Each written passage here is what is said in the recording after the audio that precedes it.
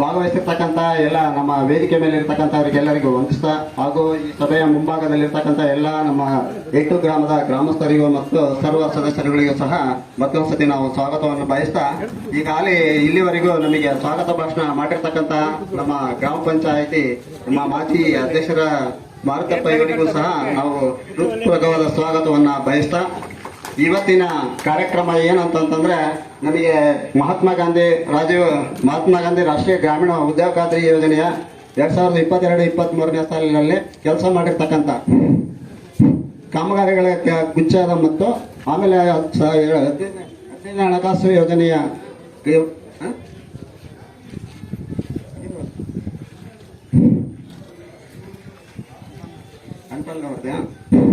ಇವತ್ತಿನ ಕಾರ್ಯಕ್ರಮದ ವಿಷಯ ಏನಂತಂದ್ರೆ ಅದೇ 2022-23 ರಾಷ್ಟ್ರೀಯ ಗ್ರಾಮೀಣ ಉದ್ಯೋಗ ಖಾತ್ರಿ ಮತ್ತು 15ನೇ ಹಣಕಾಸು ನಮಗೆ ಏನು ಸರ್ಕಾರದಿಂದ ಅನುದಾನ ಬಂದಿರ್ತದ ಅದ್ರ ಬಗ್ಗೆ ನಾವೇನು ಖರ್ಚು ಮಾಡಿರ್ತೀವಿ ಅದ್ರ ಬಗ್ಗೆ ವಿವರವಾಗಿ ಇವತ್ತು ತಮ್ಮ ಮುಂದೆ ನಾವು ಅನುಮೋದನೆ ಪಡೆದು ಅದನ್ನ ಕಾರ್ಯಕ್ರಮ ಇದಕ್ಕೆ ಸರ್ಕಾರಕ್ಕೆ ನಾವು ವರದಿ ಕಳಿಸ್ಬೇಕಂತ ಹೇಳಿ ತಮ್ಮಲ್ಲಿ ತಿಳಿಸ್ತಾ 4 ಮಾತುಗಳನ್ನ ಆಡಲು ಕೊಟ್ಟಿರ್ತಕ್ಕಂಥ ತಮ್ಮೆಲ್ಲರಿಗೂ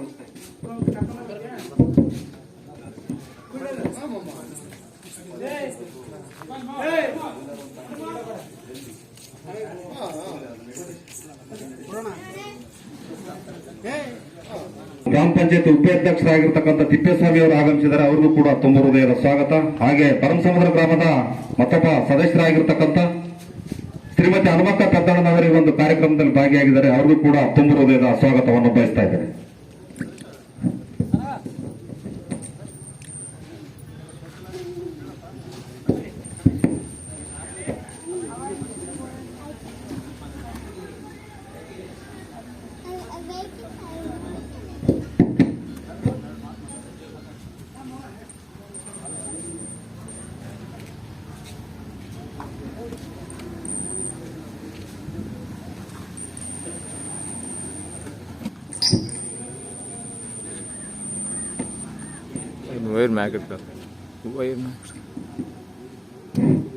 ಎಲ್ಲರಿಗೂ ನಮಸ್ಕಾರ. ಈ ಒಂದು ದಿನ ಈ ಒಂದು ಹನುಮಂತಾಪುರ ಗ್ರಾಮ ಪಂಚಾಯತ್ ವ್ಯಾಪ್ತಿಯಲ್ಲಿ ಸಾಮಾಜಿಕ ಪರಿಶೋಧನಾ ಗ್ರಾಮ ಸಭೆಯನ್ನು ಹಮ್ಮಿಕೊಂಡಿದ್ವಿ. ಈ ಒಂದು ಸಾಮಾಜಿಕ ಪರಿಶೋಧನಾ ಗ್ರಾಮ ಸಭೆ ಮುಖ್ಯ ಉದ್ದೇಶ ಇಷ್ಟೇ, ಸರ್ಕಾರದ ಯಾವುದೇ ಒಂದು ಯೋಜನೆ ಆಗಿರ್ಬೋದು ಅದು ಉತ್ತರದಾಯಿತ್ವ ಮತ್ತು ಪಾರದರ್ಶಕತೆ ನಿಯಮ ಪಾಲನೆ ಮಾಡಿದಿರೋದು, ಅದರ ಜೊತೆಯಲ್ಲಿ ಅಗತ್ಯ ದಾಖಲಾತಿಗಳು ಅಂದ್ರೆ ಕಡತ ಆಗಿರ್ಬೋದು, MB ಆಗಿರ್ಬೋದು, MB ದಾಖಲಾತಿಯಂತೆ ಕೆಲಸ ಆಗಿದೆಯಲ್ವೋ, ಅದಕ್ಕೆ ಎಷ್ಟು ಹಣ ಖರ್ಚಾಗಿದೆ ಅಂತಕ್ಕಂಥದ್ದು ನಿಮ್ಮ ಒಂದು ಸಮುದಾಯದೊಂದಿಗೆ ಇಟ್ಟು ಏನು ಚರ್ಚಿಸ್ತೀವಲ್ಲ, ಇದರಲ್ಲಿ ಏನಾದ್ರು ಕೆಲವು ಲೋಪದೋಷಗಳಿದ್ರೆ ಅದನ್ನ ವರದಿಯನ್ನು ಮಾಡ್ತೀವಿ. ಇದನ್ನೇ ಒಂದು ಸಾಮಾಜಿಕ ಪರಿಶೋಧನೆ ಅಂತೇಳಿ ಕರಿತೀವಿ. ಈ ಒಂದು ಸಾಮಾಜಿಕ ಪರಿಶೋಧನೆಯಲ್ಲಿ ನಾವು ಒಂದು 2 ಯೋಜನೆಗಳನ್ನ ಆಡಿಟ್ ಮಾಡಿದ್ದೀವಿ. ಮೊದಲನೇದಾಗಿ ಮಹಾತ್ಮ ಗಾಂಧಿ ರಾಷ್ಟ್ರೀಯ ಗ್ರಾಮೀಣ ಉದ್ಯೋಗ ಖಾತ್ರಿ ಯೋಜನೆ, ಇನ್ನು 2ನೇದು 15ನೇ ಹಣಕಾಸು. ಮಹಾತ್ಮ ಗಾಂಧಿ ರಾಷ್ಟ್ರೀಯ ಗ್ರಾಮೀಣ ಉದ್ಯೋಗ ಖಾತ್ರಿ ಯೋಜನೆ ಇದರಲ್ಲಿ ಕೆಲವೊಂದು ನಿಮ್ಮ ಮಾಹಿತಿ ಹೇಳ್ತಾ ಹೋಗ್ತೀನಿ. ಈ ಒಂದು ಯೋಜನೆ ಉದ್ದೇಶಗಳು ಬೇಡಿಕೆ ಪ್ರಕಾರ ಒಂದು ಕುಟುಂಬಕ್ಕೆ 100 ದಿನಗಳ ಕಡಿಮೆ ಉದ್ಯೋಗ ಒದಗಿಸೋದು ಈ ಒಂದು ಯೋಜನೆಯ ಮುಖ್ಯ ಉದ್ದೇಶ ಆಗಿರ್ತದೆ. ಇನ್ನು 2ನೇ ಉದ್ದೇಶ ಬಡವರ ಜೀವನೋಪಾಯ ಸಂಪನ್ಮೂಲವನ್ನು ಬಲಪಡಿಸ್ತಕ್ಕಂಥ, ಅಂದ್ರೆ ಅವರು ವೈಯಕ್ತಿಕವಾಗಿ ಮತ್ತು ಸಮುದಾಯವಾಗಿ ವೈಯಕ್ತಿಕವಾಗಿ ಏನೇನು ಸೌಲಭ್ಯ ಪಡ್ಕೋಬಹುದು ಅಂದ್ರೆ ಪಂಚಾಯತಿಯಿಂದ ಏನು ಮನೆ ನಿರ್ಮಾಣ ಬರ್ತದೆ ಅದರಲ್ಲಿ ಈ ಒಂದು ಯೋಜನೆಯಲ್ಲಿ 90 ಮಹಾವೀರ್ ಪಡ್ಕೋಬಹುದು, ಸೋಪ್ ಪೀಟ್ ಪಡ್ಕೋಬಹುದು. ಅದೇ ರೀತಿಯಾಗಿ ಮೇಕೆ ಶೆಡ್, ಕುರಿ ಶೆಡ್, ಇನ್ನು ಅನುಷ್ಠಾನ ಇಲಾಖೆಗಳ ಆಗಿರ್ತಕ್ಕಂಥ ತೋಟಗಾರಿಕೆ, ಕೃಷಿ ಇಲಾಖೆ, ರೇಷ್ಮೆ ಇಲಾಖೆಯಿಂದನೂ ನೀವು ವೈಯಕ್ತಿಕ ಸೌಲಭ್ಯಗಳನ್ನು ಪಡ್ಕೋಬಹುದು. ಇನ್ನು ಸಮುದಾಯವಾಗಿ ಏನು ಊರಡಳಿತ ಕೆಲಸಗಳನ್ನು ಸಹ ಮಾಡಬಹುದು. ಇದು ಒಂದು ಯೋಜನೆ 2ನೇ ಉದ್ದೇಶ ಆಗಿರ್ತದೆ. ಇನ್ನು 3ನೇ ಉದ್ದೇಶ ಸ್ವಯಂ ಪ್ರೇರಿತರಾಗಿ ಸಾಮಾಜಿಕ ಒಳಗಳಿಗೆ ಖಾತ್ರಿಪಡಿಸ್ತದೆ. ಅಂದ್ರೆ ಸರ್ಕಾರದ ಯೋಜನೆಗಳ ನಿಮ್ಗೆ ಮಾಹಿತಿ ಕೊಡ್ತಾ ಹೋಗ್ತೀವಿ, ಅದರ ಸದ್ಬಳಕೆಯನ್ನು ಮಾಡ್ತಾ ಹೋಗ್ತಾರೆ, ನೀವು ಸ್ವಯಂ ಪ್ರೇರಿತರಾಗಿ ಈ ಒಂದು ಯೋಜನೆ ಭಾಗಿದಾರರಾಗ್ತೀರಿ. ಇದು 3ನೇ ಉದ್ದೇಶ ಆಗಿರ್ತದೆ. ಇನ್ನು 4ನೇ ಉದ್ದೇಶ ಪಂಚಾಯತ್ ರಾಜ್ ಸಂಸ್ಥೆಯನ್ನು ಬಲಪಡಿಸ್ತಕ್ಕಂಥದ್ದು. ಇನ್ನು ಈ ಒಂದು ಯೋಜನೆಯಲ್ಲಿ ಏನ್ ಕೆಲಸ ಮಾಡ್ತಿರಲ್ಲ, ಕಾಮಗಾರಿ ಸ್ಥಳದಲ್ಲಿ ಕೆಲವೊಂದು ನಿಮ್ಮ ಸವಲತ್ತುಗಳು ಇರ್ತವೆ. ಅದರಲ್ಲಿ ಕುಡಿ ನೀರಿನ ಸೌಲಭ್ಯ ಆಗಿರ್ಬೋದು, ನೆರಳಿನ ವ್ಯವಸ್ಥೆ ಆಗಿರ್ಬೋದು, ಪ್ರಥಮ ಚಿಕಿತ್ಸೆ ಪೆಟ್ಟಿಗೆ ಆಗಿರ್ಬೋದು, ಮತ್ತೆ 5 ಕಿಲೋಮೀಟರ್ ವ್ಯಾಪ್ತಿಯಲ್ಲಿ ಕೆಲಸವನ್ನು ಮಾಡ್ತಕ್ಕಂಥದ್ದಾಗಿರ್ಬೋದು, ಇನ್ನು ಇತ್ಯಾದಿ ಎಲ್ಲ ಸೌಲಭ್ಯಗಳು ಈ ಒಂದು ಯೋಜನೆ ಇರ್ತವೆ.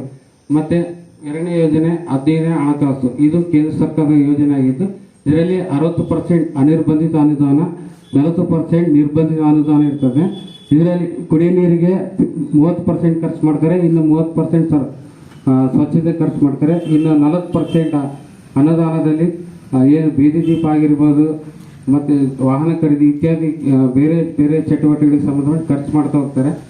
ಈಗ ಈ ಒಂದು ನಮ್ಮ ಸಾಮಾಜಿಕ ಪರಿಶೋಧನಾ ಅವಧಿ ಬಂದ್ಬಿಟ್ಟು ಕಳೆದ ವರ್ಷ 2022-23 ಸಾಲು ಅಂದರೆ 1/4/2022ರಿಂದ 31/3/2023 ಅವಧಿಯಲ್ಲಿ ಏನೇನು ಕಾಮಗಾರ ಆಗಿರ್ತಕ್ಕಂಥದ್ದನ್ನ ನಾವು ಹೇಳ್ತಾ ಹೋಗ್ತೀವಿ. ಅದಕ್ಕಿಂತ ಮುಂಚಿತವಾಗಿ ಅನುಪಾಲನಾ ವರದಿ ಅಂದರೆ ಇಂದಿನ ಒಂದು ಅವಧಿಯಲ್ಲಿ ನಾವು ಒಂದು ಕೆಲವೊಂದು ಲೋಪದೋಷಗಳನ್ನು ಸೂಚಿಸಿರ್ತೀವಿ. ಅದಕ್ಕೆ ಸಂಬಂಧಪಟ್ಟಂತೆ ಇವರು ಅನುಪಾಲನಾ ವರದಿಯನ್ನು ತಾಲೂಕ್ ಪಂಚಾಯತ್ಗೆ ಸಲ್ಲಿಸ್ಬಿಟ್ಟು ಅಲ್ಲಿ ಅನುಮತಿ ತಗೊಂಡು ಮತ್ತೆ ಅದನ್ನ ಗ್ರಾಮ ಪಂಚಾಯತಿಯಲ್ಲಿ ನಾವು ಅದನ್ನ ಮಂಡನೆ ಮಾಡಿ ನಿಲ್ಲಿ ಅನುಮತಿ ತಗೊಂಡು ಮತ್ತೆ ಅದನ್ನ ಕ್ಲಿಯರ್ ಮಾಡ್ಬೇಕಾಗುತ್ತೆ. ಅದಕ್ಕೆ ಸಂಬಂಧಪಟ್ಟಂತೆ ಗ್ರಾಮ ಪಂಚಾಯತ್ ಸಿಬ್ಬಂದಿಯವರ ವರದಿಯನ್ನು ಮಂಡನೆ ಮಾಡಬೇಕಾಗಿ ವಿನಂತಿ. ಮಾತಾಡಲಿಕ್ಕೆ ಅವಕಾಶ ಮಾಡಿಕೊಟ್ಟು ಎಲ್ಲರಿಗೂ ಧನ್ಯವಾದಗಳು.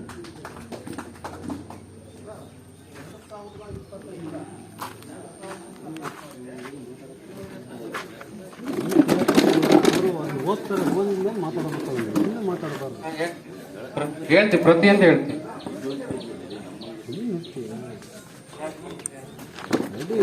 ಓದ್ಬೇಕು ಇದಕ್ಕಿಂತ ಕಾಮಗಾರ ಅಂತೇಳಿ ಸರ್ ಸ್ವಲ್ಪ ಮಾಹಿತಿ ಕೊಟ್ಬಿಡ್ರಿ ಅದು ಗ್ರಾಮದಲ್ಲಿ ಏನೋ ಏನಂತ.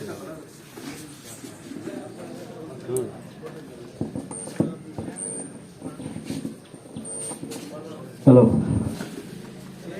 ಇವತ್ತು ನಡೆಯುವಂಥ ಗ್ರಾಮ ಸಭೆಗೆ ನಮ್ಮ ಹನುಮಂತಾಪುರ ಪಂಚಾಯತ್ ವ್ಯಾಪ್ತಿಯ 8 ಹಳ್ಳಿಗಳಿದ್ದಾವೆ.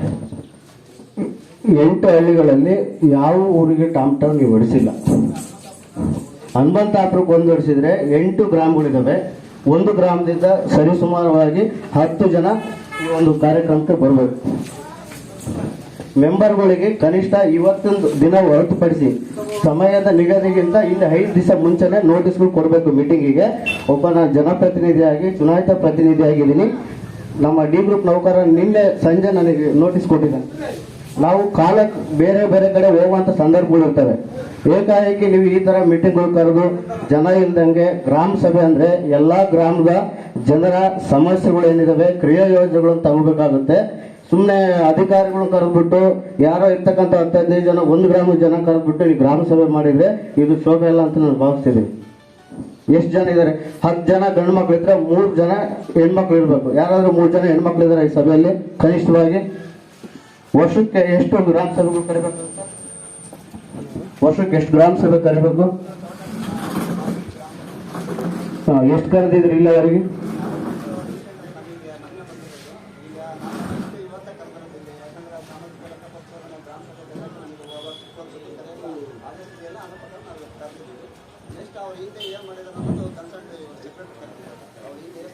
ಈ ಭಿತ್ತಿ ಪತ್ರ ಅಂಟಿಸ್ಬೇಕು ಊರಲ್ಲಿ, ಅದು ಮಾಡಿದ್ರಾ?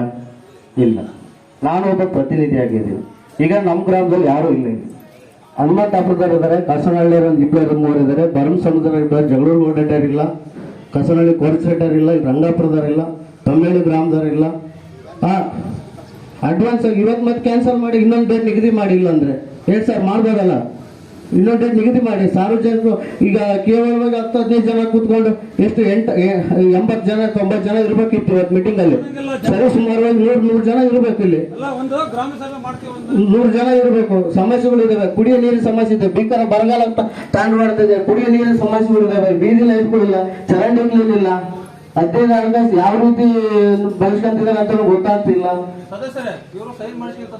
ಕೇವಲವಾಗಿ ಯಾರೋ ಸೈನ್ ಮಾಡಿ ಸಮಸ್ಯೆ ಇಲ್ಲ.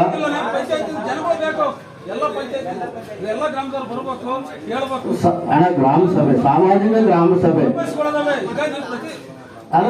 ಸಹಿ ಮಾಡ್ಲಿ, ಸಮಸ್ಯೆ ಇಲ್ಲ. 18 ವರ್ಷದ ಮೇಲ್ಪಟ್ಟಂತ ಎಲ್ಲ ಚುನಾಯಿತ, ಯಾಕಂದ್ರೆ ವೋಟ್ ಲಿಸ್ಟ್ ಅಲ್ಲಿ ಇರ್ತಕ್ಕಂಥವ್ರು 18 ವರ್ಷ ಮೇಲ್ಪಟ್ಟಂತವ್ರು ಸರಿಸುಮಾರಾಗಿ ಒಂದು ಗ್ರಾಮಕ್ಕೆ 10 ಜನ ಸೇರಿಸ್ಕೊಂಡ್ರು ಕೂಡ ನಮ್ಮ ಇವತ್ತು ಮೀಟಿಂಗ್ ಅಲ್ಲಿ 86 ಊರಲ್ಲೇ ಮಾಡ್ಬೋದಿತ್ತಲ್ಲ. ಅಂದ್ರೆ ಈ ಒಂದು ಗ್ರಾಮ ಸಭೆಗೂ ಕೂಡ ನೀವು ಟಾಮ್ ಮಾಡ್ಬೋದಿತ್ತಲ್ಲ. ಹಾಗಾದ್ರೆ ಸಾಮಾಜಿಕ ಲೆಕ್ಕ ಮಾಡಿ ಗ್ರಾಮ ಸಭೆಗಾದ್ರೂ ಕೂಡ ಕರಿಬೋದಿತ್ತಲ್ಲ, ವ್ಯವಸ್ಥಿತವಾಗಿ ಕರಿಬೋದಿತ್ತಲ್ಲ, ಟಾಮ್ ಮಾಡ್ಬೋದಿತ್ತು, ಕರಪತ್ರಗಳು ಅಂಟಿಸ್ಬೋದಿತ್ತು. ಹೀಗಾಗಿ ಯಾವ್ದೋ ಒಂದು ಮೀಟಿಂಗ್ ನಾವು ಬೇರೆ ಬೇರೆ ಹೋಗ್ತಿರ್ತೀವಿ, ಹಿಂಗ್ ಕರೆದು ಸುಮ್ಮನೆ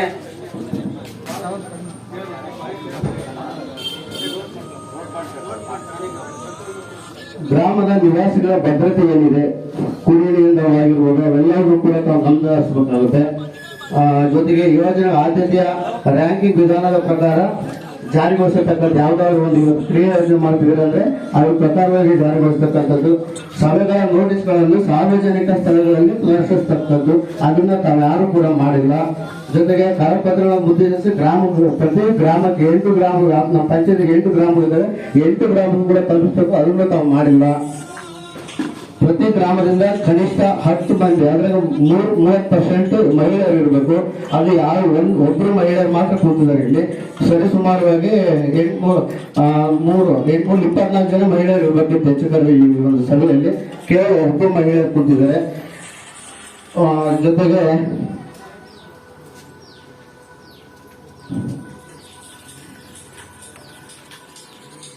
ಗ್ರಾಮ ಸಭೆ ಸಾಮಾನ್ಯವಾಗಿ ಜನವರಿ 26, ಮೇ 1, ಆಗಸ್ಟ್ 15, ಅಕ್ಟೋಬರ್ 2 ನಡೀತದೆ. ಪ್ರತಿ ವರ್ಷಕ್ಕೆ 4 ಬಾರಿ ಈ ಒಂದು ಗ್ರಾಮ ಸಭೆಯನ್ನು ವ್ಯವಸ್ಥಿತ ದಯಮಾಡಿ, ಯಾಕಂದ್ರೆ ನಮ್ಮನ್ನ ಚುನಾಯಿತ ಮಾಡಿ ಜನಗಳು ಆಯ್ಕೆ ಮಾಡಿರ್ತಾರೆ, ಅವ್ರ ಸಮಸ್ಯೆಗಳು ಇರ್ತವೆ, ಅವರೆಲ್ಲರೂ ಇಲ್ಲಿ ಅವ್ರಿಗೊಂದು ವೇದಿಕೆ ನಿರ್ಮಾಣ ಆಗುತ್ತೆ. ಯಾಕಂದ್ರೆ ನಾವು ಕೇವಲ ನಮ್ಮನ್ನು ಕೇಳ್ತಿರ್ತಾರೆ ಊರಲ್ಲಿ, ಸರ್ವೇ ಸಾಮಾನ್ಯವಾಗಿ ಎಲ್ಲರೂ ಕೂಡ ಕೇಳ್ತಿರ್ತಾರೆ. ಅಲ್ಲಿ ಕೇಳೋದಕ್ಕಿಂತ ಇಲ್ಲಿ ಅಧಿಕಾರಿಗಳು ಕುತ್ಕೊಂಡಿರ್ತಾರೆ. ಅಧಿಕಾರಿಗಳ ಮುಂದೆ ಅವ್ರ ಸಮಸ್ಯೆಗಳನ್ನ ಏನಿದೆ ಅವರು ಸರ್ಕಾರಕ್ಕೆ ಮುಗಿಸುವಂತ ಜವಾಬ್ದಾರಿ ಪತ್ರದ ಮೂಲಕ ರವಾನೆ ಮಾಡ್ತಾರೆ. ಸುಮ್ಮನೆ ಗ್ರಾಮ ಸಭೆ ಕರೆದ್ಬಿಟ್ಟು ಈ ರೀತಿ ನಡ್ತಕ್ಕಂಥದ್ದು ಒಳ್ಳೇದಲ್ಲ ಅಂತ ಹೇಳಿ ನಾನು ಭಾವಿಸ್ತೀನಿ. ದಯಮಾಡಿ ಇದು ಗಮನ ಹರಿಸಬೇಕು.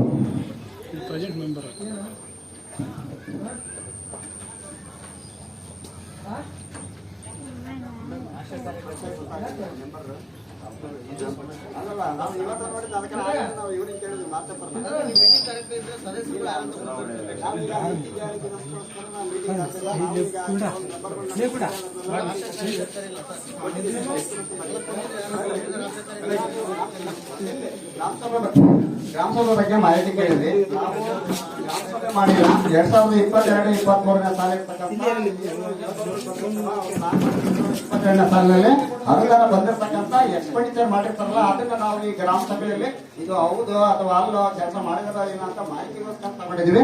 ಪ್ರತಿ ನಾವು ಗ್ರಾಮ ಸಭೆ ಮಾಡ್ಬೇಕಂತಂದ್ರೆ ಆಯಾ ಹಳ್ಳಿಯಲ್ಲಿ ವಾರ್ಡ್ ಸಭೆ ಮಾಡ್ತೀವಿ. ವಾರ್ಡ್ ಸಭೆಯಲ್ಲಿ ಬಂದಿರತಕ್ಕಂಥ ಮಾಹಿತಿಗಳನ್ನ ಕ್ರೋಢೀಕರಣ ಮಾಡಿ ಒಂದು ದಿನ ನಾವು ಎಲ್ಲ 8 ಗ್ರಾಮಕ್ಕೆ ನಾವು ಡಂಗರ ಹೊಡಿಸಿ ಇಂಥ ದಿನ ನಾವು ಗ್ರಾಮ ಸಭೆ ಗ್ರಾಮ ಪಂಚಾಯತ್ ಕರೆದಿದ್ದೀವಿ, ತಾವೆಲ್ಲ ಭಾಗವಹಿಸಿರಿ ಅಂತಂದೇಳಿ ನಮಗೆ ಇಂಟಿಮೇಷನ್ ಮಾಡೋಕೆ ಆದೇಶ ಇದೆ. ಅದ್ರ ಪ್ರಕಾರ ನಾವು ತಾವು ಹೇಳಿದ ಪ್ರಕಾರ ನೆಕ್ಸ್ಟ್ ನಾವು ಗ್ರಾಮ ಸಭೆ ಕರಿತೀವಲ್ಲ ಅವಾಗ ಪ್ರತಿ ಹಳ್ಳಿಯಲ್ಲಿ ವಾರ್ಡ್ ಸಭೆ ಮಾಡಿ ಆ ಕನ್ಸಲ್ಟ್ ಮೆಂಬರ್ ಇರ್ತಕ್ಕಂಥ ಅಧ್ಯಕ್ಷರನ್ನ ಆಯ್ಕೆ ಮಾಡ್ಕೊಂಡು ನಾವು ವಾರ್ಡ್ ಸಭೆ ಮಾಡ್ಬೇಕು. ಆಮೇಲೆ ನಾವು ಈ ಗ್ರಾಮ ಸಭೆ ಮಾಡಕ್ಕೆ ಅಧ್ಯಕ್ಷರು ನಾವು ಗ್ರಾಮ ಸಭೆ ಮಾಡ್ತೀವಿ. ಇನ್ ಮುಂದೆ ಆ ತರ ಮಾಡೋಣ ಅಂತಂದ್ರೆ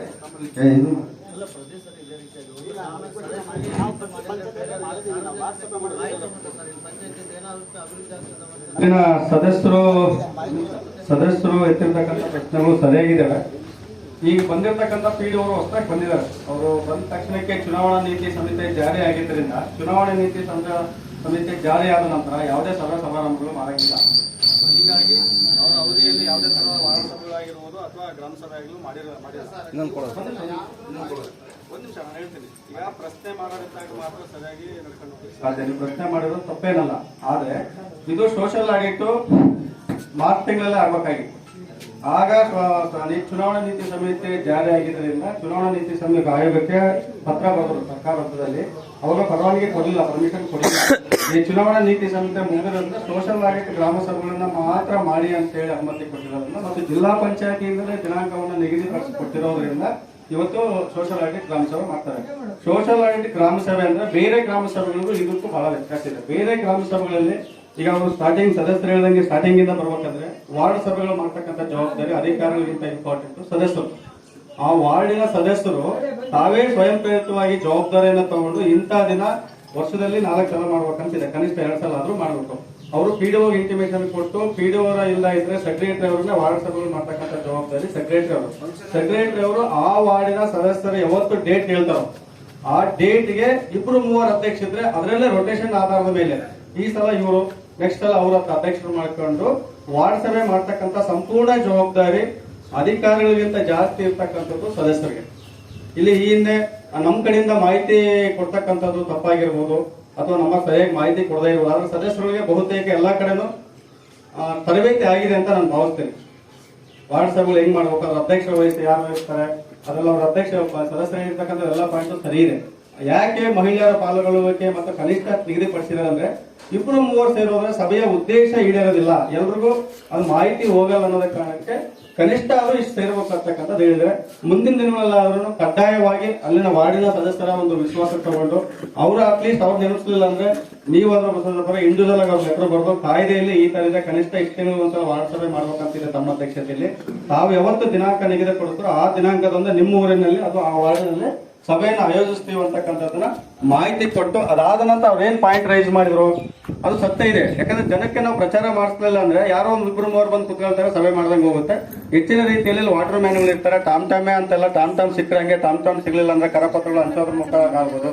ಅಲ್ಲಿ ಏನಾದ್ರು ದೇವಸ್ಥಾನ ಇದ್ರೆ ಒಂದು ದೇವಸ್ಥಾನದ ರೇಡಿಯೋ ಮುಖಾಂತರ ಪ್ರಚಾರ ಮಾಡ್ತಕ್ಕಂಥದ್ದಾಗಿರ್ಬೋದು. ಅಥವಾ ನಿಮ್ಗೆ ಘನತ್ಯಾಜ್ಯ ವಸ್ತುಗಳ ಘಟಕದ ಏನಾದ್ರು ವೆಹಿಕಲ್ ಇತ್ತು ಅಂದ್ರೆ ವೆಹಿಕಲ್ ಅಲ್ಲಿ ಪ್ರಚಾರ ಮಾಡ್ತಕ್ಕಂಥದ್ದಾದ್ರು ಮಾಡಿ ಕಡ್ಡಾಯವಾಗಿ. ಅದಾದ ನಂತರ ಇವರು ಸಾಮಾನ್ಯ ಸಭೆ ಅಂತ ಹೇಳಿದ್ರು. ಸಾಮಾನ್ಯ ಸಭೆ ಚುನಾವಣಾ ನೀತಿ ಸಮಿತಿ ಇರೋದ್ರಿಂದ ನಾನು ಜೂನ್ 4 ತನಕ ಮಾಡ್ಲಿಕ್ಕೆ ಬರಲ್ಲ. ಸೊ ಅಧ್ಯಕ್ಷರ ಅಧ್ಯಕ್ಷತೆಯಲ್ಲಿ ಅಧ್ಯಕ್ಷ ಯಾವತ್ತು ಡೇಟ್ ಕೊಡ್ತಾರೋ ಜೂನ್ 4 ನಂತರ ಅವ್ರು ಮಾಡ್ತಾರೆ. ಅಧ್ಯಕ್ಷ ಏನು ರೈಸ್ ಮಾಡಿದ್ರು ಸದಸ್ಯರು ಅವೆಲ್ಲ ಪಾಯಿಂಟ್ಗಳನ್ನ ಚರ್ಚೆ ಮಾಡಿಕೊಂಡು ಪ್ರಥಮ ಸಭೆಯಲ್ಲೇನೆ ನೀವು ಮಾಡಿ.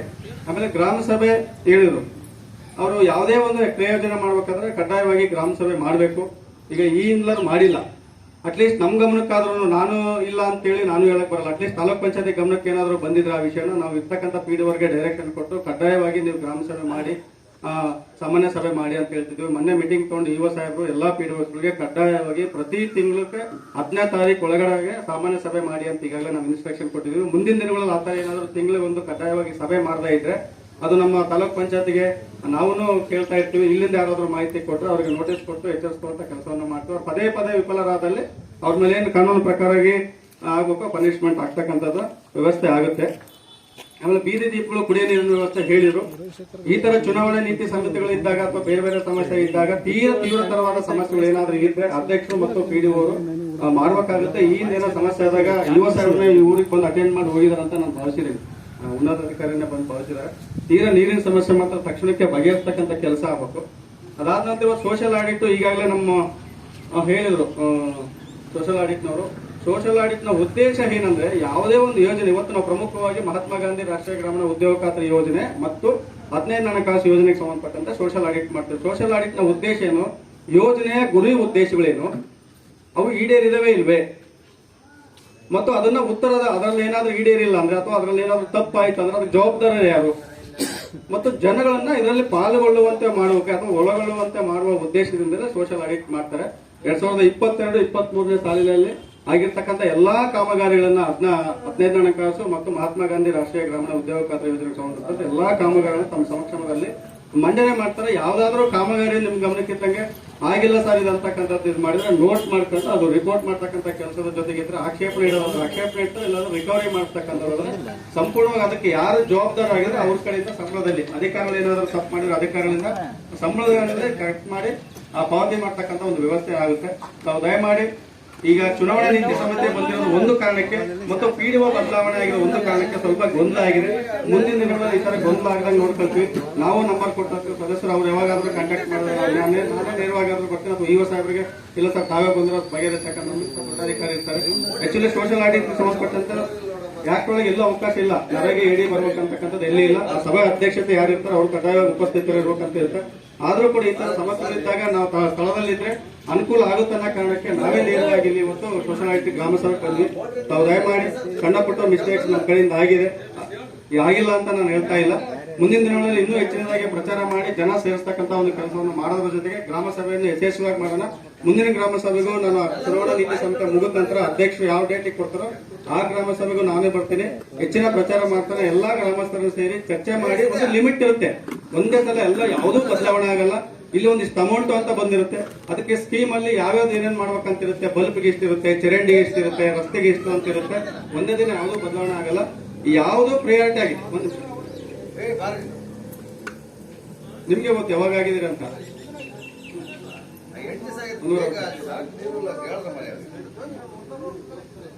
ಇಲ್ಲಿ ನೋಡಿ, ಈಗ ಒಂದ್ ನಿಮಿಷ ನಾನು ಹೇಳೋದು ಕೇಳಿ. ಈಗ ನೀವು ಹೇಳಿದ್ರಲ್ಲ, ಇದೇ ಪ್ರಶ್ನೆಯನ್ನ ಪ್ರಾರಂಭದಿಂದ ನಾನೇ PDO ಆಗಿದ್ರು ಕೂಡ ನೀವು ಪ್ರಾರಂಭದಿಂದ ಕ್ವಶನ್ ರೈಸ್ ಮಾಡ್ಕೊಂಡ್ ಬಂದು ಬಗೆಹರಿಸಿದ್ರೆ ಆಗ್ತಾ ಇತ್ತು.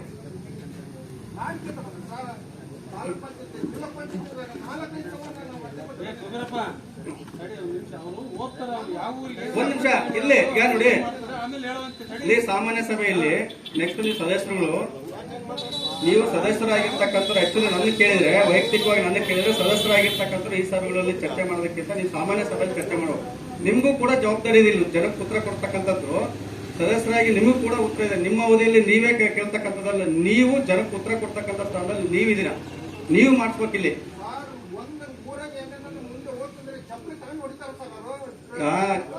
ನೋಡಿ ಇವ್ರೆ, ನೀವು ಕೇಳಿರ್ತಕ್ಕಂಥ ಸರಿ ಇದೆ, ನಾನು ಇಲ್ಲ ಅಂತ ಹೇಳ್ತಿಲ್ಲ. ಒಂದ್ ನಿಮಿಷ ಕೇಳಿ ಇವ್ರೆ, ಕೂಡಿ ಒಂದ್ ನಿಮಿಷ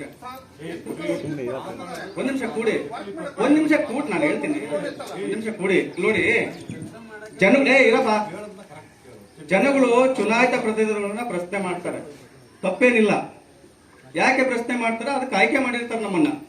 ಆ ಕೆಲಸ ಮಾಡ್ತಾರಪ್ಪ, ನಮಗ್ ಸ್ಪಂದಿಸ್ತಾರ ಅನ್ನೋ ಕಾರಣಕ್ಕೆ ಆಯ್ಕೆ ಮಾಡಿರ್ತಾರೆ. ನಾವು ಸ್ಪಂದಿಸ್ತಾ ಇದ್ದಾಗ ಪ್ರಶ್ನೆ ಮಾಡೇ ಮಾಡ್ತಾರ. ಅದನ್ನು ಹೌದ್ರಿ, ಅದು ನೀವು ಸದಸ್ಯರಾಗಿ ಮಾತಾಡ್ತಕ್ಕಂಥದ್ದು ಅಲ್ಲೇ ಅಲ್ಲ. ಯಾಕಂದ್ರೆ ನಿಮ್ಗೂ ಜವಾಬ್ದಾರಿ ಇದೆ, ನೀವು ಕಮಿಟಿಯಲ್ಲಿ ಸದಸ್ಯರಿಗೆ, ನೀವು ಸದಸ್ಯರು ಸಾರ್ವಜನಿಕರಿಗೆ ಉತ್ತರ ಕೊಡ್ಬೇಕಾಗಿರೋ ನೀವು.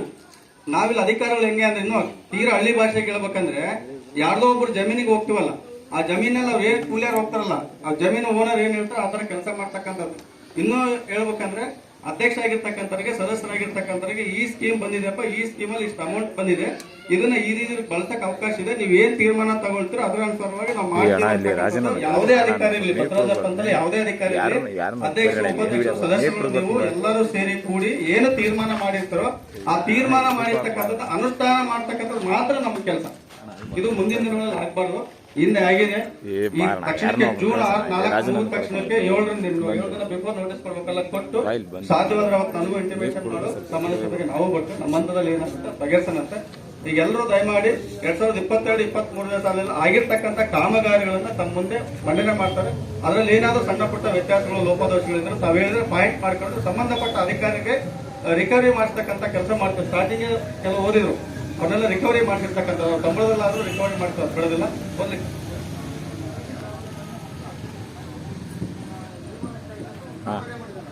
ಹಲೋ, ಈ ರಾಜ ಹೇಳಿ ಕಳಿಸ್ಬಿಟ್ಟು ಇದಕ್ಕೆ ಬರ್ತಾನೆ. ಬಂದ ನೋಡಿ, ಬಂದ ಬಾ. ಪ್ರೊಸೀಜರ್ ಇದೆ. ವಾಟ್ಸ್ಆಪ್ ಅಲ್ಲಿ ಆಗಿರ್ಬೇಕು, ಮತ್ತು ಗೃಹ ಯೋಜನೆ ಆಗಿರ್ಬೇಕು, ಗೃಹ ಯೋಜನೆ ಆಗಿರ್ಬೇಕು. ಅಣ್ಣ ಕಳಿಸ್ತಾ ನೋಡಂದ್ರೆ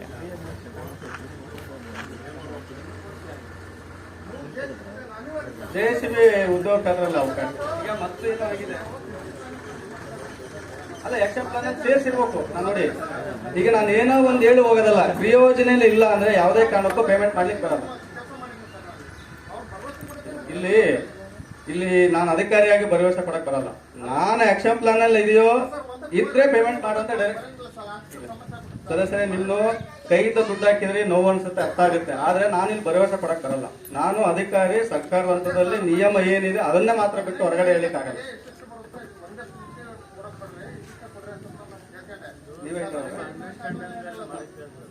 ಅವನ್ನ ನಾವು ಆಕ್ಷನ್ ಪ್ಲಾನ್ ಆಗಿರ್ತದನ್ನ ಭರವಸೆ ಮೇಲೆ ಮಾಡಿರ್ತಕ್ಕಂಥದ್ದು ನಾವೇನು ಮಾಡ್ಲಿಕ್ಕಾಗಲ್ಲ.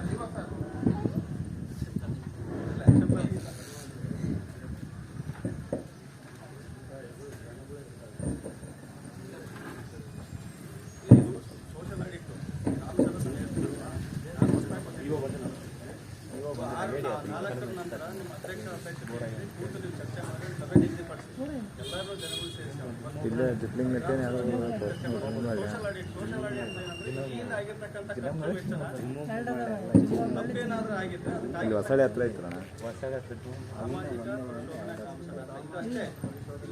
ಲಿಂಗಣ್ಣ. ಪ್ರಮುಖವಾಗಿ ಚರ್ಚೆ, ಬೇರೆ ವಿಷಯ ಏನೂ ಇಲ್ಲ. ಉದ್ಯೋಗ ಖಾತ್ರಿಗೆ ಸಂಬಂಧಪಟ್ಟಂತ ಈಗಾಗಲೇ ಖರ್ಚಾಗಿರ್ತಕ್ಕಂಥದ್ದನ್ನ ಬಾರಮ್ಮ ಕೂತ್ಕೊ ಬಾರಮ್ಮ ಮಂಡನೆ ಮಾಡ್ತಕ್ಕಂಥದ್ದು. ಅದರಲ್ಲಿ ಏನಾದ್ರು ತಪ್ಪು ಒಪ್ಪುಗಳಿದ್ರೆ ಇಲ್ಲಿ ಹೇಳಿದ್ರೆ ಅದಕ್ಕೆ ಯಾರು ಜವಾಬ್ದಾರಿ ಇರ್ತಾರೆ ಅವ್ರನ್ನ ಹೊಣೆ ಮಾಡ್ತಕ್ಕಂಥದ್ದು ಅಷ್ಟೇ. ಏನಿಲ್ಲ, ತಾವು ಹೇಳಿದ್ರೆ ಕೂತ್ಕೊ ಬನ್ನಿ. ವಿಶೇಷ ಗ್ರಾಮ ಮಾಡ್ತಾರೆ. ವಿಶೇಷ ಗ್ರಾಮ ಸಭೆಗಳು ಮಾಡಬೇಕು. ಬರೀ ಮಹಿಳೆಯರನ್ನ ಸೇರಿಸಿ ಮಹಿಳೆಯರಿಗೆ ಸಂವಿಧಾನಬದ್ಧವಾಗಿರ್ತಕ್ಕಂಥ ಕಾನೂನುಗಳೇನು, ಅಧಿಕಾರ ಏನಿದಾವೆ, ಏನು ಹಕ್ಕುಗಳಿದಾವೆ, ಏನು ಬೆನಿಫಿಟ್ ಇದಾವೆ ಅಂತ ತಿಳುವಳಿಕೆ ಮೂಡಿಸಬೇಕು. ಎರಡನೇದು ಅಂಗವಿಕಲ ಗ್ರಾಮ ಸಭೆ ಅಂತ ಒಂದು ಮಾಡಬೇಕಾಗ್ತದೆ. ಅಕ್ಟೋಬರ್ 2ನೇ ತಾರೀಕು ಗಾಂಧೀಜಿಯವರ ಹುಟ್ಟಿನ ಪ್ರಯುಕ್ತ ಮುಂದಿನ ವರ್ಷ ಆಗ್ತಕ್ಕಂತಹ ಒಂದು ಅಧಿವೇಶನವನ್ನು ಅನುಭವಿಸ್ತಾರೆ. ಏನು ಕೆಲಸ ಮಾಡಬೇಕಾಗುತ್ತೆ ಅದಾದ ನಂತರ ಬೇರೆ ಗ್ರಾಮ ಸಭೆಗಳು ಇದ್ದೇ ಇದ್ದಾವೆ. ಕಡ್ಡಾಯವಾಗಿ 2 ವರ್ಷದಲ್ಲಿ ಮಾಡಲೇಬೇಕು. ವಿಶೇಷ ಗ್ರಾಮ ಸಭೆ ಸರ್ಕಾರ ಯಾವಾಗ ಸೂಚನೆ ಕೊಡುತ್ತೆ ಇವಾಗ ಮಾಡಲೇಬೇಕು ಅಂತ. ಕೆಲವೊಂದು ಡೇಟ್ಗಳು ಚೇಂಜ್ ಆಗ್ಬೋದು, ಅದಾಗಬಹುದು. ವಿಶೇಷ ಗ್ರಾಮ ಸಭೆಗಳನ್ನು ಮಾನ್ಯ ಜನ ಸರ್ಕಾರ ಅಥವಾ ಆ ಡೇಟಲ್ಲಿ ಮಾಡಬೇಕು. ಇದು ಸಾಮಾಜಿಕ ಲೆಕ್ಕ ಪರಿಶೋಧನೆ ಅಂದರೆ ಸಾಮಾಜಿಕ ಲೆಕ್ಕ ಪರಿಶೋಧನೆ ಗ್ರಾಮ ಸಭಾ. ಇದರ ಉದ್ದೇಶ ಜನಗಳ ಎದುರಿಗೆ, ಸಮಾಜ ಅಂದ್ರೆ ನಾವೆಲ್ಲರೂ ಸೇರಿದಂತೆ ಸಮಾಜದ ಎದುರಿಗೆ ಈಗ ಹಾಕಿರ್ತಕ್ಕಂಥ ಉದ್ಯೋಗ ಖಾತ್ರಿ ಕಾಮಗಾರಿಗಳನ್ನು ಓದ್ತಕ್ಕಂಥದ್ದು. ಓದಿ ಏನು ಮಾಡಬೇಕು ಸರ್ ಹಂಗಾರೆ ಅಂತ ಹೇಳಿದ್ರೆ ಈಗಾಗಲೇ ಯಾವುದೋ ಒಂದು ಎಕ್ಸ್ಪೆಂಡಿಚರ್ ಆಗಿರುತ್ತೆ, 5,000 ಅಥವಾ 5 ಲಕ್ಷ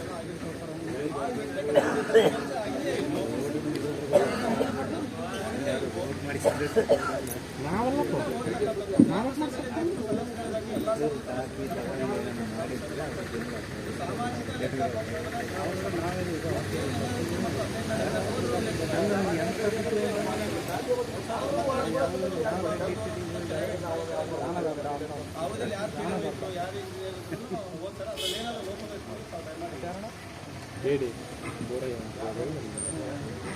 ಎಲ್ರಿಗೂ ನಮಸ್ಕಾರ. 1/4/2022ರಿಂದ 31/3/2023 ಅವಧಿಯಲ್ಲಿ ನಿಮ್ಮ ಗ್ರಾಮ ಪಂಚಾಯತಿಯಲ್ಲಿ ಅನುಷ್ಠಾನಗೊಂಡು ಹಣ ಪಾವತಿಯಾಗಿರ್ತಾವಲ್ಲ ಆ ಕಾಮಗಾರಿಗಳನ್ನು ಓದಿ ಹೇಳ್ತೀವಿ. ಉದ್ಯೋಗ ಖಾತ್ರಿ ಯೋಜನೆ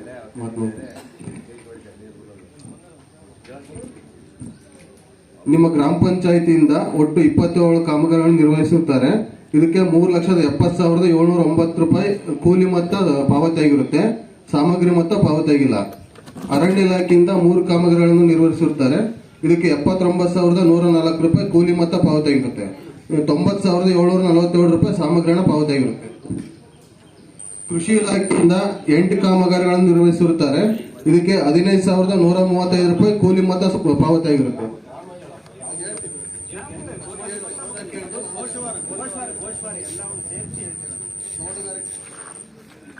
ತೋಟಗಾರಿಕೆ ಇಲಾಖೆಯಿಂದ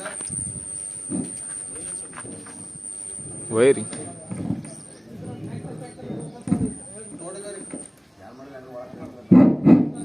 ತೋಟಗಾರಿಕೆ ಇಲಾಖೆಯಿಂದ 16 ಕಾಮಗಾರಿಗಳನ್ನು ನಿರ್ವಹಿಸಿರುತ್ತಾರೆ.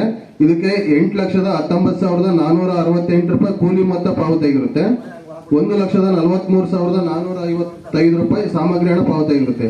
ಇನ್ನು ರೇಷ್ಮೆ ಇಲಾಖೆಯಿಂದ 2 ಕಾಮಗಾರಿಗಳನ್ನು ನಿರ್ವಹಿಸಿರುತ್ತಾರೆ. ಇದಕ್ಕೆ 35,535 ರೂಪಾಯಿ ಕೂಲಿ ಮೊತ್ತ ಪಾವತಿಯಾಗಿದೆ. ಸಾಮಗ್ರಿ ಹಣ ಪಾವತಿಯಾಗಿಲ್ಲ. ಒಟ್ಟಾರೆಯಾಗಿ ಗ್ರಾಮ ಪಂಚಾಯಿತಿ ಮತ್ತು ಇತರ ಇಲಾಖೆಯಿಂದ 56 ಕಾಮಗಾರಿಗಳನ್ನು ನಿರ್ವಹಿಸಿರುತ್ತಾರೆ. ಒಟ್ಟಾರೆ ವೆಚ್ಚ 13,19,951 ರೂಪಾಯಿ ಕೂಲಿ ಮೊತ್ತ ಪಾವತಿಯಾಗಿದೆ. 2,34,202 ರೂಪಾಯಿ ಸಾಮಗ್ರಿ ಹಣ ಪಾವತಿಯಾಗಿರುತ್ತೆ.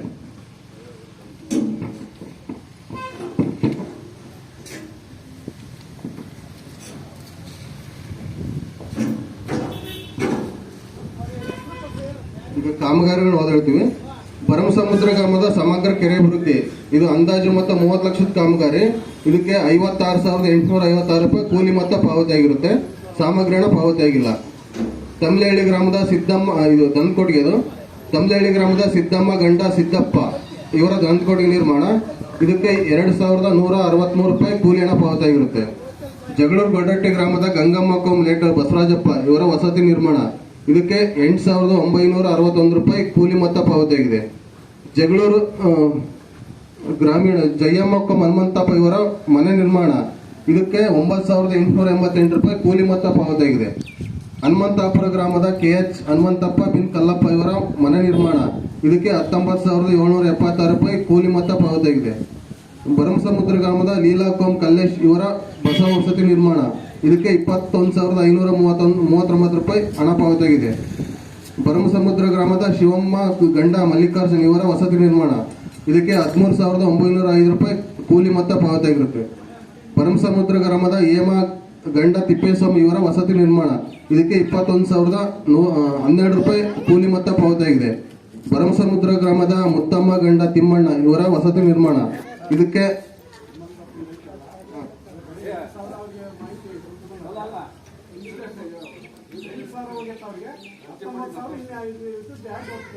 ಹನುಮಂತಾಪುರದ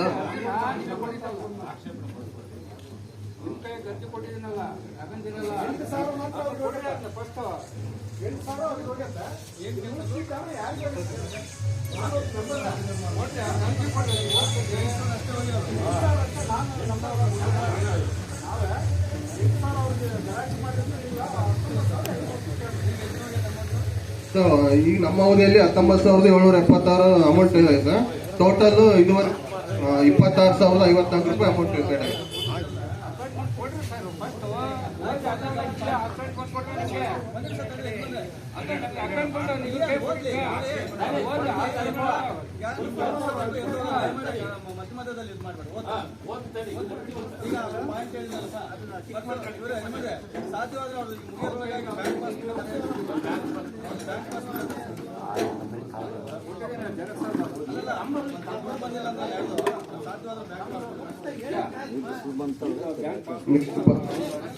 ಭರಮಸಮುದ್ರ ಗ್ರಾಮದ ಮುತ್ತಮ್ಮ ಗಂಡ ತಿಮ್ಮಣ್ಣ ಇವರ ವಸತಿ ನಿರ್ಮಾಣ.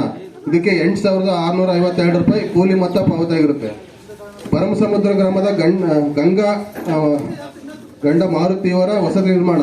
ಇದಕ್ಕೆ 15,450 ರೂಪಾಯಿ ಕೂಲಿ ಮೊತ್ತ ಪಾವತಿಯಾಗಿದೆ. ಭರಮಸಮುದ್ರ ಗ್ರಾಮದ ಗಂಗಮ್ಮ ಮಾಲಪ್ಪ ಇವರ ವಸತಿ ನಿರ್ಮಾಣ. ಇದಕ್ಕೆ 12,051 ರೂಪಾಯಿ ಕೂಲಿ ಮೊತ್ತ ಪಾವತಿಯಾಗಿದೆ. ಭರಮಸಮುದ್ರ ಗ್ರಾಮದ ಬಸಮ್ಮ ಮಾಂತೇಶ್ ಇವರ ವಸತಿ ನಿರ್ಮಾಣ. ಇದಕ್ಕೆ 24,102 ರೂಪಾಯಿ ಹಣ ಪಾವತಿಯಾಗಿರುತ್ತೆ. ಭರಮಸಮುದ್ರ ಗ್ರಾಮದ ರೇಖಾ ಶಾಮರಾಜ್ ಇವರ ವಸತಿ ನಿರ್ಮಾಣ. ಇದಕ್ಕೆ 24,102 ರೂಪಾಯಿ ಕೂಲಿ ಮೊತ್ತ ಪಾವತಿಯಾಗಿದೆ. ಭರಮಸಮುದ್ರ ಗ್ರಾಮದ ಅನ್ನಪೂರ್ಣ ಶಂಕರಣ್ಣ ಇವರ ವಸತಿ ನಿರ್ಮಾಣ. ಇದಕ್ಕೆ 19,467 ರೂಪಾಯಿ ಕೂಲಿ ಮೊತ್ತ ಪಾವತಿಯಾಗಿದೆ. ಹನುಮಂತಾಪುರ ಗ್ರಾಮದ ಹನುಮಂತಪ್ಪ ತಂದೆ ಕಲ್ಲಪ್ಪ ಇವರ ವಸತಿ ನಿರ್ಮಾಣ. ಇದಕ್ಕೆ 15,141 ರೂಪಾಯಿ ಹಣ ಪಾವತಿಯಾಗಿದೆ. ಹನುಮಂತಾಪುರ ಗ್ರಾಮದ ಅಸ್ಮತ್ ಇನಾಯತ್ ಇವರ ವಸತಿ ನಿರ್ಮಾಣ.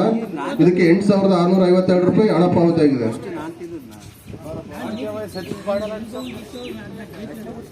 ಹನುಮಂತಾಪುರ ಗ್ರಾಮದ ಭಾಗ್ಯಮ್ಮ ಕಲ್ಲಪ್ಪ ಇವರ ವಸತಿ ನಿರ್ಮಾಣ. ಇದಕ್ಕೆ 12,978 ರೂಪಾಯಿ ಕೂಲಿ ಮೊತ್ತ ಪಾವತಿಯಾಗಿರುತ್ತೆ. ಕಸೂನಹಳ್ಳಿ ಗ್ರಾಮದ ಮಂಜಕ್ಕ ಹನುಮಂತಪ್ಪ ಇವರ ವಸತಿ ನಿರ್ಮಾಣ. ಇದಕ್ಕೆ 21,630 ರೂಪಾಯಿ ಹಣ ಪಾವತಿಯಾಗಿರುತ್ತೆ. ಉದ್ಗಟ್ಟ ಗ್ರಾಮದ ಕವಿತಾ ತಂದೆ ಕೊಟ್ರೇಶ್ ಇವರ ವಸತಿ ನಿರ್ಮಾಣ. ಇದಕ್ಕೆ 19,776 ರೂಪಾಯಿ ಕೂಲಿ ಮೊತ್ತ ಪಾವತಿಯಾಗಿದೆ. ಜಗಳೂರು ಗೊಡ್ರಟ್ಟಿ ಗ್ರಾಮದ ಮಂಜಕ್ಕ ಹನುಮಂತಪ್ಪ ಇವರ ವಸತಿ ನಿರ್ಮಾಣ. ಇದಕ್ಕೆ 12,978 ರೂಪಾಯಿ ಕೂಲಿ ಮೊತ್ತ ಪಾವತಿಯಾಗಿದೆ. ಹನುಮಂತಾಪುರ ಗ್ರಾಮದ ಕವಿತಾ ಕಲ್ಲೇಶ್ ಇವರ ವಸತಿ ನಿರ್ಮಾಣ. ಇದಕ್ಕೆ 8,652 ರೂಪಾಯಿ ಕೂಲಿ ಹಣ ಪಾವತಿಯಾಗಿರುತ್ತೆ. ಹನುಮಂತಾಪುರ ಗ್ರಾಮದ ಹಸೀನಾ ಬಾನು ಯೂಸುಫ್ ಇವರ ಕೈತೋಟ. ಇದಕ್ಕೆ 2,163 ರೂಪಾಯಿ ಕೂಲಿ ಮೊತ್ತ ಪಾವತಿಯಾಗಿರುತ್ತೆ. ಹನುಮಂತಾಪುರ ಗ್ರಾಮದ ವಾಣಿ ಕಲ್ಲೇಶ್ ಇವರ ವೈಯಕ್ತಿಕ ಕೈತೋಟ ನಿರ್ಮಾಣ. ಇದಕ್ಕೆ ಸಹ 2,163 ರೂಪಾಯಿ ಕೂಲಿ ಹಣ ಪಾವತಿಯಾಗಿದೆ. ಹನುಮಂತಾಪುರ ಗ್ರಾಮದ ಭಾರತಿ ಬಸವರಾಜ್ ಇವರ ವೈಯಕ್ತಿಕ ಕೈತೋಟ ನಿರ್ಮಾಣ. ಇದಕ್ಕೆ 2,163 ರೂಪಾಯಿ ಕೂಲಿ ಹಣ ಪಾವತಿಯಾಗಿದೆ.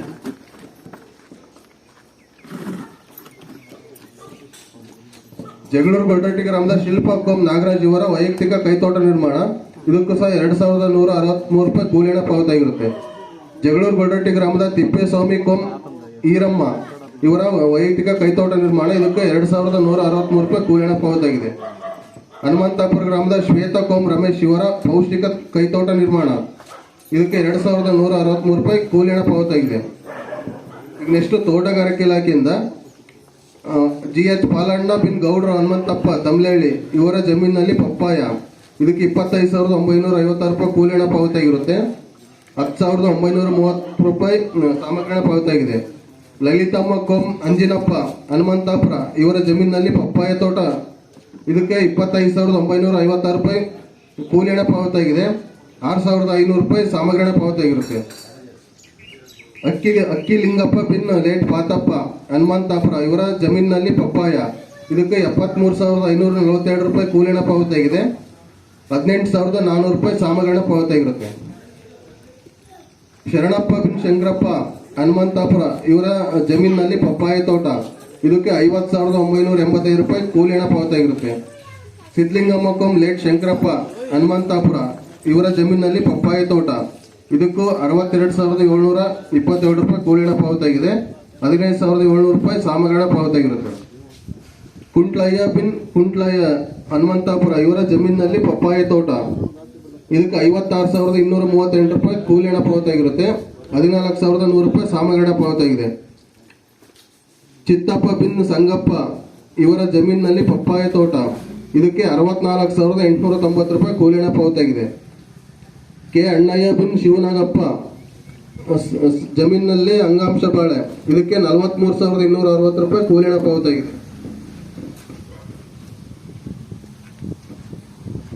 ಹನುಮಂತಾಪುರ ಗ್ರಾಮದ ಶ್ರೀ ಗಂಗಾಧರಪ್ಪ ಬಿನ್ ಸಿದ್ಲಿಂಗ ಇವರ ಜಮೀನಲ್ಲಿ ಅಂಗಾಂಶ ಬಾಳೆ.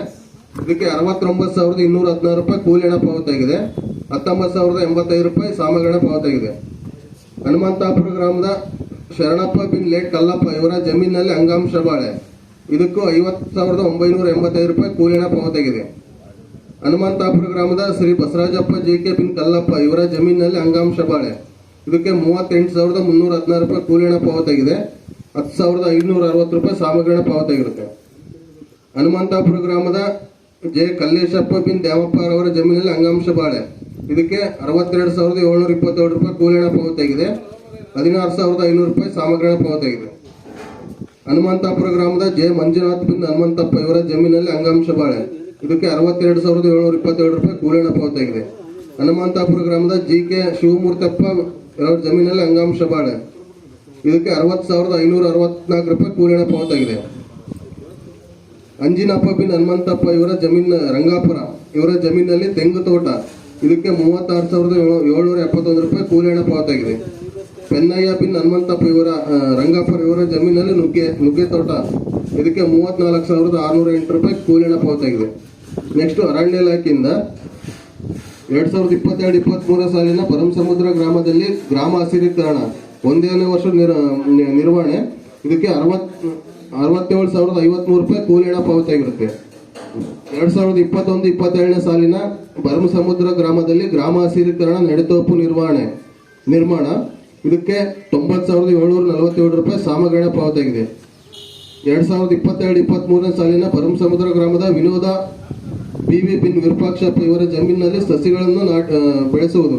ಇದಕ್ಕೆ 12,051 ರೂಪಾಯಿ ಕೂಲಿನ ಪಾವತಿಯಾಗಿರುತ್ತೆ.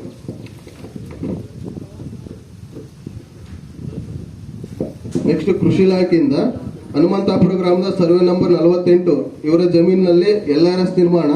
ಇದಕ್ಕೆ 2,472 ರೂಪಾಯಿ ಕೂಲಿನ ಪಾವತಿಯಾಗಿದೆ. ಕಸವನಹಳ್ಳಿ ಗ್ರಾಮದ ಚೌಡಮ್ಮ ಇವರ ಜಮೀನಿನಲ್ಲಿ ಹಳ್ಳಕ್ಕೆ LRS ನಿರ್ಮಾಣ. ಇದಕ್ಕೆ ಈ ಕಾಮಗಾರಿಗೆ 303 ರೂಪಾಯಿ ಕೂಲಿನ ಪಾವತಿಯಾಗಿರುತ್ತೆ. ಕಸವನಹಳ್ಳಿ ಗ್ರಾಮದ ಪಾಪಯ್ಯ ಇವರ ಜಮೀನಿನಲ್ಲಿ LRS ನಿರ್ಮಾಣ. ಇದಕ್ಕೆ 2,472 ರೂಪಾಯಿ ಕೂಲಿನ ಪಾವತಿಯಾಗಿದೆ. ತಮ್ಲಹಳ್ಳಿ ಗ್ರಾಮದ ಸಣ್ಣ ಹನುಮಂತಪ್ಪ ಇವರ ಜಮೀನಿನಲ್ಲಿ LRS ನಿರ್ಮಾಣ. ಇದಕ್ಕೆ 1,236 ರೂಪಾಯಿ ಕೂಲಿನ ಪಾವತಿಯಾಗಿದೆ. ತಮ್ಲಹಳ್ಳಿ ಗ್ರಾಮದ ದೊಡ್ಡ ಹನುಮಂತಪ್ಪ ಇವರ ಜಮೀನಿನಲ್ಲಿ LRS ನಿರ್ಮಾಣ. ಈ ಕಾಮಗಾರಿಗೆ 2,472 ರೂಪಾಯಿ ಕೂಲಿನ ಪಾವತಿಯಾಗಿರುತ್ತೆ. ತಮ್ಲಹಳ್ಳಿ ಗ್ರಾಮದ ಮಾರಪ್ಪ ಇವರ ಜಮೀನಲ್ಲಿ LRS. ಇದಕ್ಕೂ ಸಹ 2,472 ರೂಪಾಯಿ ಕೂಲಿನ ಪಾವತಿಯಾಗಿದೆ. ತಮ್ಲಹಳ್ಳಿ ಗ್ರಾಮದ ಗಾದ್ರಪ್ಪ ಇವರ ಜಮೀನಲ್ಲಿ LRS. ಇದಕ್ಕೂ ಸಹ 2,472 ರೂಪಾಯಿ ಕೂಲಿನ ಪಾವತಿಯಾಗಿದೆ. ತಮ್ಲಹಳ್ಳಿ ಗ್ರಾಮದ ಈರಪ್ಪ ಇವರ ಜಮೀನಿನಲ್ಲಿ LRS. ಇದಕ್ಕೆ 1,236 ರೂಪಾಯಿ ಕೂಲಿನ ಪಾವತಿಯಾಗಿದೆ. ನೆಕ್ಸ್ಟ್ ರೇಷ್ಮೆ ಇಲಾಖೆಯಿಂದ ನಂದಿನಿ ಕೋಮ್ ವಿಕ್ರಮ್ ಡಿ ಭರಮಸಮುದ್ರ ಇವರ ಜಮೀನಿನಲ್ಲಿ ಇಪ್ಪುನೇರಳೆ. ಇದಕ್ಕೆ 30,591 ರೂಪಾಯಿ ಕೂಲಿನ ಪಾವತಿಯಾಗಿರುತ್ತೆ. ಹನುಮಂತಾಪುರ ಜಿಪಿ ಚೌಡಪ್ಪ ಸಿದ್ದಪ್ಪ ಇವರ ಜಮೀನಿನಲ್ಲಿ 2ನೇ ವರ್ಷದ ನಿರ್ವಹಣೆ. ಇದಕ್ಕೆ 4,944 ರೂಪಾಯಿ ಕೂಲಿನ ಪಾವತಿಯಾಗಿರುತ್ತೆ. ಒಟ್ಟಾರೆ 52 ಕಾಮಗಾರಿಗಳು.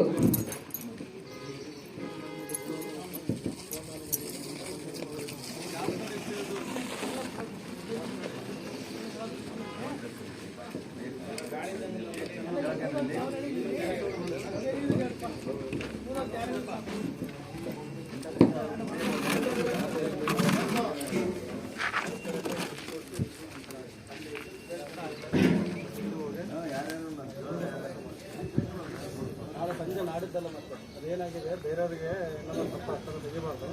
ತೆಗೆದರೆ ಆಯ್ತು ಅವ್ರು ಹೇಳಿದ್ರು ಅಥವಾ ನೀವು ಹೇಳಿದ್ರು ಅದೇನಾಗುತ್ತೆ ನಾಳೆ ಸಂಜೆ ಅಷ್ಟೊತ್ತಿಗೆ ಅವ್ರು ಫುಲ್ ಅಮೌಂಟ್ ಕೊಟ್ಟು ಕಂಪ್ಯೂಟರ್ ಆಪರೇಟರ್ ಸ್ಯಾಲ್ರಿ ಕಟ್ ಮಾಡಿ ನಾವು ಸಂಜೆ ಕಟ್ಟು ಹೋದ್ರೆ ಸಂಬಳದಾಗ ನೀವೇನಾದ್ರು ಬೇರೆ ಜಾಬ್ದಾಗ ಕೊಟ್ಟಿದ್ರಾ?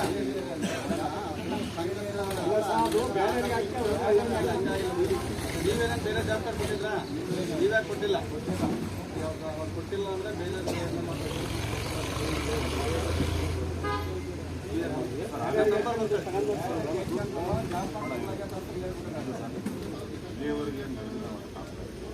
ಅವೆಲ್ಲ ಗ್ರಾಮ ಪಂಚಾಯತಿ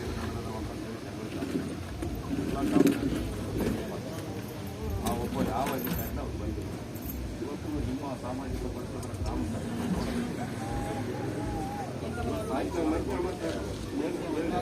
ಕೊಡ್ತೀವಿ. ಈಗ ಫಸ್ಟು ಕೆಲಸಗಳು ಆಗಿದಾವಿಲ್ಲ ಅಂತ ಹೇಳಿ ಅದು ಯಾರೇ ಇದು ಅವ್ನು ಬರಲಿಲ್ಲ ಅಂದ್ರೆ ಅವ್ರ ಕಡೆ ಸರ್ ಎಲ್ಲಿ ಇತ್ತು ಫೈಲ್ ಇತ್ತು, ಬಟ್ ಆ ಅಧಿಕಾರಿಗಳು ಯಾರು ಬಂದಿಲ್ಲ. ಇಲ್ಲ ಅವ್ರ ಕಡೆಗೆ ಕೊಟ್ಟಿದ್ದಾರೆ. ಸಾಮಾಜಿಕ ಲೆಕ್ಕ ಯಾಕಂದ್ರೆ ಅವರೇ ಇಲ್ಲ ಅಂದ್ರೆ ಗೊತ್ತಾಗಲ್ಲ.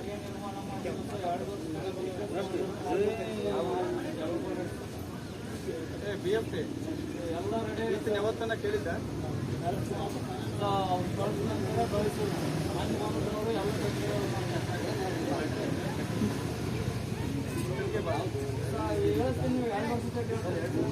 ಈಗ ಕಟ್ಟಿರೋದಕ್ಕೆ ನಾನು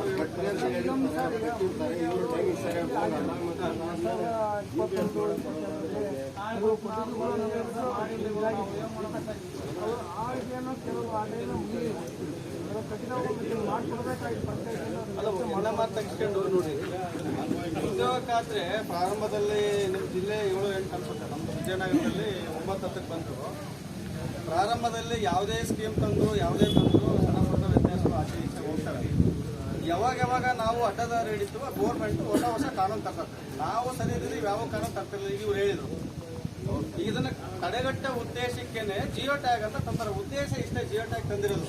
ಯಾವುದೋ ದನದ ಕೊಡುಗೆ ತೋರಿಸಿ ಅದು ಹಳೆ ತೋರಿಸಿ ಅಮೌಂಟ್ ತಗೊಳ್ತಾರೆ, ಇದು ತಡೆಗಟ್ಟಬೇಕು ಅನ್ನೋ ಉದ್ದೇಶಕ್ಕೆ ಬಿಫೋರ್ ಎಲ್ಲಿ ನಾನು ಈಗ ಮನೆ ಆಗಿರ್ಬೋದು, ರೋಡ್ ಆಗಿರ್ಬೋದು, ಚರಂಡಿ ಆಗಿರ್ಬೋದು, ಚಟ್ಟೆ ಬೇರೆ ದನದ ಕೊಟ್ಟಿಗೆ ಅಷ್ಟೇ ಅಂತಲ್ಲ ಹೇಳ್ತಿರೋದು. ನರೇಗಾ ಯೋಜನೆಯಲ್ಲಿ ಯಾವುದೇ ಥರದ ಕಾಮಗಾರಿ ತಗೊಂಡ್ರೂ ಕೂಡ ಮೊದಲು ಅಲ್ಲಿ ಬೋರ್ಡ್ ಬರೆಸಿ ಇಂಥ ಯೋಜನೆಯಲ್ಲಿ ಈ ಕಾಮಗಾರಿ ನಡೆಯುತ್ತೆ, ಎಷ್ಟು ಅಮೌಂಟ್ ಖರ್ಚಾಗ್ಬೋದು ಅಂತಕ್ಕಂಥದ್ದು ಬರೆಸಿ ಅಲ್ಲಿ ಫೋಟೋ ತೆಗಿಸ್ಬೇಕು. ಫಸ್ಟ್ ಕೆಲಸ ಮಾಡೋದಕ್ಕಿಂತ ಮುಂಚೆ ಫೋಟೋ ತೆಗಿಸಿ ಅದಾದ ನಂತರ ಇಲ್ಲಿ NMR ತಕ್ಷಣ ಕೆಲಸ ಚಾಲು ಆದರೆ ಸ್ವಲ್ಪ ಸಣ್ಣ ಪುಟ್ಟ ವ್ಯತ್ಯಾಸ ಇದ್ರೆ ಏನೋ ಹೇಳಿ ಮಾಡಿಸ್ಬೋದು. ಈಗ ಅಲ್ಲಿ ಬಿಫೋರ್ ಜಿಯೋ ಟ್ಯಾಗ್ ತೆಗೆದೇ ಇಲ್ಲ ಅಂದರೆ ಈಗೇನಾಗುತ್ತೆ ಅದು. ಈಗ ಸೋಷಲ್ ಆಡಿಟ್ ನಮ್ಮ ಅಧಿಕಾರಿಗಳು ನಾನು ಬೈದು ಹೇಳಿದ್ರು, ಸೋಷಲ್ ಆಡಿಟ್ ನಾನು ಹೇಳ್ದಂಗೆ ಕೇಳೋದಿಲ್ಲ. ಅವ್ರ ಟೈಮ್ ಬಂದ್ರೆ ನನ್ನ ಮೇಲೂ ಸೇರಿಸಿ ತಾವು ಮೇಲೂ ಸ್ಟೋರಿ ಮಾಡ್ಬೇಕಾಗಿತ್ತು, ಹೇಳಿ ಅವರು ಮಾಡಿಲ್ಲ ಅಂತ ಬೇಕಾದ್ರೆ ನಮ್ಮ ಮೇಲೂ ಸೇರಿಸಿ ಅವ್ರು ರಿಕವರಿ ಬರ್ದು ಹೋಗ್ತಾರೆ. ಈಗಾಗಲೇ ಕೆಲಸ ಆಗಿರ್ತಕ್ಕಂಥವ್ರಿಗೆ ನಾವು ವರ್ಕ್ ಕೋಡ್ ಕೊಡಿದ್ರೆ GPS ಮಾಡಕ್ ಬಂದಲ್ಲ ಮತ್ತೆ ಅದಕ್ಕೆ. ಈಗ ನೋಡಿ ನನ್ನ ನಂಬರ್ ಕೊಟ್ಟು ಹೋಗ್ತೀನಿ. ಹಿಂದೆ ಏನಾಗಿತ್ತೋ ಗೊತ್ತಿಲ್ಲ. ನಾನು ಬಂದಾಗಲಿಂದ ಇಲ್ಲಿ ಕೆಲಸ ನಡೆದಾಗ ಭರಮ ಸಮುದ್ರದಲ್ಲಿ ನಡೀತಾ ಇದ್ದೀನಿ. ನಾನು ಕೆಲಸ ಮಾಡೋ ಜಾಗದಾಗ 2-3 ಕಡೆ ಬಂದು ಹೋಗ್ತಾ ಇದ್ದೀನಿ.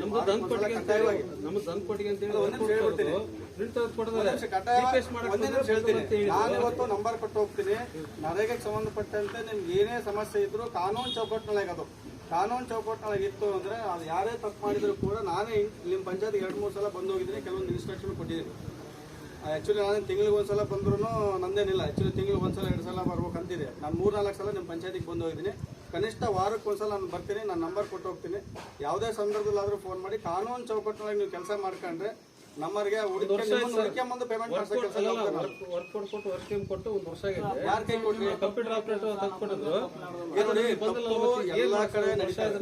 ತಪ್ಪುಗಳನ್ನ ತಿದ್ಕೊಂಡು ಹೋಗ್ಬೇಕು. ಪದೇ ಪದೇ ಅದೇ ತಪ್ಪು ಮಾಡಿದ್ರೆ ನಾವು ವರ್ಕ್ ನೇಮ್ ಕೊಡ್ತೀವಿ.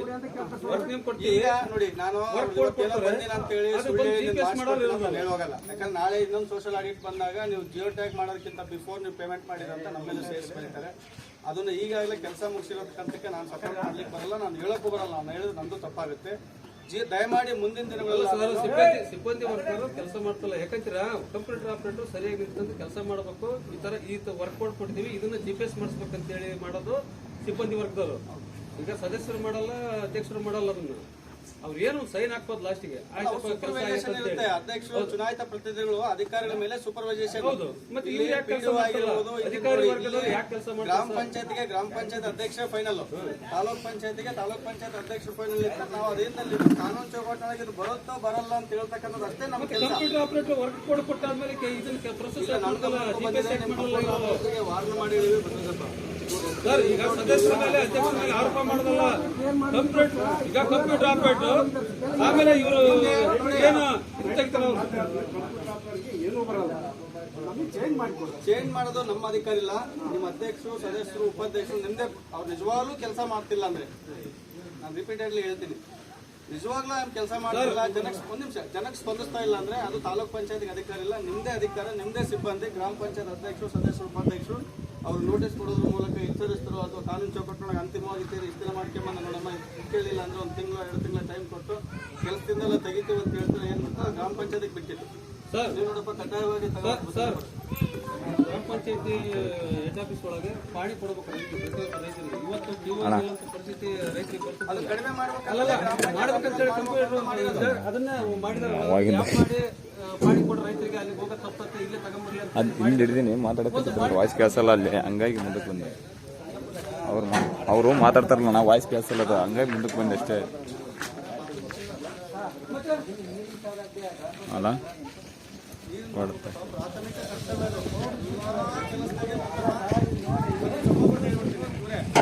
ಈಗಾಗಲೇ ಕೆಲಸ ಮಾಡ್ಕೊಂಡಿರೋದು ನಾವು ಏನು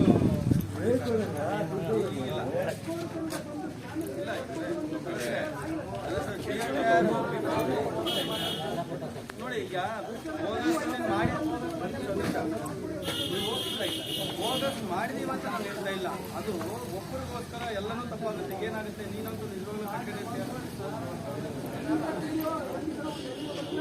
ಈಗ ನೋಡಿ, ಏನೊಂದು ಬಿಲ್ಡಿಂಗ್ ಕಟ್ತಾ ಇದ್ದಾರೆ, ಆ ಬಿಲ್ಡಿಂಗ್ ಮುಗಿದವರೆಗೂ ಸುಮ್ಮನೆ ಇತ್ತು. ಬಿಲ್ಡಿಂಗ್ ಮುಗಿದ ಮೇಲೆ ಬುನಾದಿ ಸೈಜ್ ಕಲ್ಲು ಹಾಕ್ಬೇಕಾಗಿತ್ತು, ಕಾಡುಗಲ್ಲು ಹಾಕಿದ್ದಾರೆ ಅಂದ್ರೆ ಬಿಲ್ಡಿಂಗ್ ಕೆಳಕ್ಕಾಗಲ್ಲ.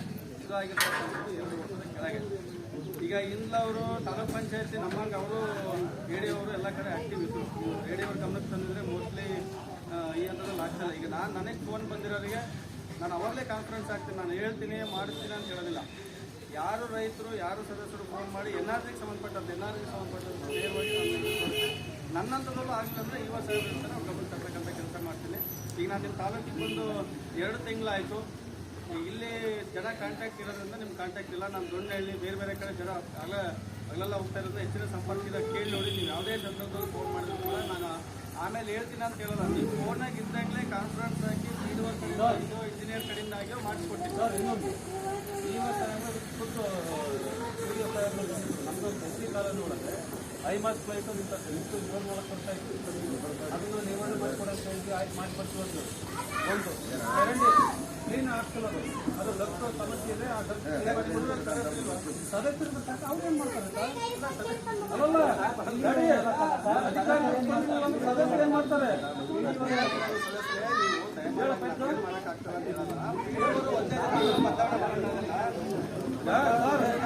ಮೇಲಾಧಿಕಾರಿಗಳು ಬಂದು ಪರಿಶೀಲನೆ ಮಾಡಿದ್ದಾರೆ.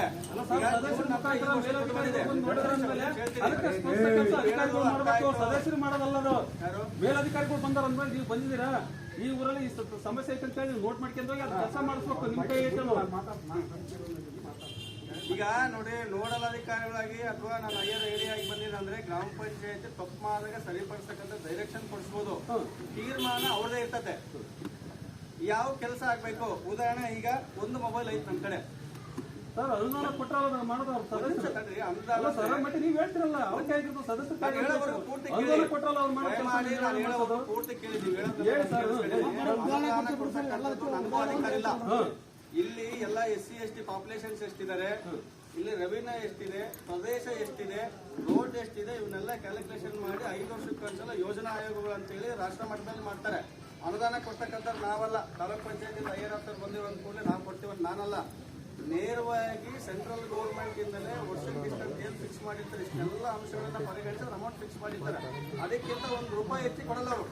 ಕುಡಿಯೋ ನೀರಿಗೆ ಮಾತ್ರ ಏನಾದ್ರು ಆಯ್ತು ಅಂದ್ರೆ AW ಆಫೀಸು ಮತ್ತೊಂದು ಆಫೀಸಲ್ಲಿ ಬೇರೆ ಸ್ಕೀಮಲ್ಲಿ ಬಳಸಿ ಪ್ರೆಸರ್ ಮಾಡಿ ಮಾಡಿಸ್ಬೋದು. ಸರ್, SCPC ಮತ್ತೆ SCP TSP ಗ್ರಾಮ ಪಂಚಾಯತಿ ಬರಲ್ಲ. 22 ನೋಡಿ ಸರ್, ಅದು ಇರೋದು ಬೆಳಕಿಗಾಗಿ, ಕುಡಿಯ ನೀರಿಗಾಗಿ, ಸ್ವಚ್ಛತೆಗಾಗಿ ಅಂತ SCP TSP ಬರಲ್ಲ. ಪಂಚಾಯತಿಯಲ್ಲಿ ಯಾಕಿಲ್ಲ ಮಾತಾಡೋದಲ್ಲ. SCP/TSP ಗ್ರಾಮ ಪಂಚಾಯತಿಗೆ ಬರಲ್ಲ. ಪಂಚಾಯತಿ ಇಲ್ಲ ಗ್ರಾಮ ಪಂಚಾಯತಿ ಬರದೇ ಇರೋದ್ರೀಗ ಶಾಸಕರ ಹಿಂದುಳಿದ ಪ್ರದೇಶ ಈಗ SCP/TSP ಗ್ರಾಮ ಪಂಚಾಯತಿಗೆ ಬರೋದಿಲ್ಲ. ಗ್ರಾಮ ಪಂಚಾಯತಿಗೆ ಬರ್ತಕ್ಕಂಥದ್ದು ಇನ್ನೂ ನಿಮ್ಗೆ ಬೇಕಾದ್ರೆ ಅರ್ಧ ಗಂಟೆ ಕುತ್ಕೊಂಡು ಅಂತ ಹೇಳ್ಬಿಡ್ತೀನಿ. ಗ್ರಾಮ ಪಂಚಾಯತಿಗೆ ಬರ್ತಕ್ಕಂಥದ್ದು ಸದ್ಯದ ಮಟ್ಟಿಗೆ 3 ಸ್ಕೀಮ್. ಅದು ಗ್ರಾಮ ಪಂಚಾಯತಿ ಬರೋದು ಒಂದೇ ದುಡ್ಡು, ಉದ್ಯೋಗ ಖಾತ್ರಿ. ನೇರವಾಗಿ ಯಾರ್ಯಾರು ಕೆಲಸ ಮಾಡಿರ್ತಾರೋ ಅವ್ರ ಅಕೌಂಟ್ ಹೋಗ್ತಾರೆ. ಎರಡನೇದು 15 ಫೈನಾನ್ಸ್. ಇದು ಒಂದೇ ಗ್ರಾಮ ಪಂಚಾಯತಿ ಸದಸ್ಯರಿಗೆ